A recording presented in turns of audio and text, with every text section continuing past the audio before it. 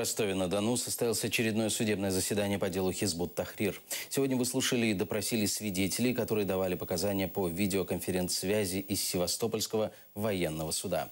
Первое судебное заседание Северокавказского окружного военного суда по делу Хизбут-Тахрир по обвинению Рустема Ваитова, Руслана Зитуллаева, Нури Примова и Ферата Сейфуллаева состоялось 1 июня.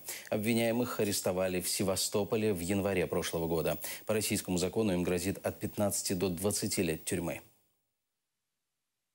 Порядка 30 свидетелей. Это различные свидетели, от сотрудников ФСБ до членов религиозных общин.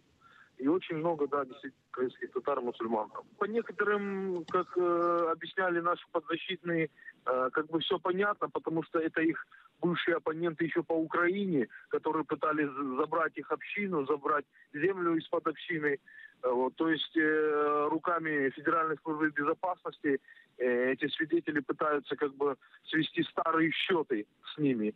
Но есть персонажи, свидетели, с которым действительно много вопросов. Все свидетели обвинения в основном свидетельствуют чисто субъективной точки зрения. Это какие-то там оценочные, субъективные мышления их о чем-либо, либо о ком-либо, характеристики и так далее.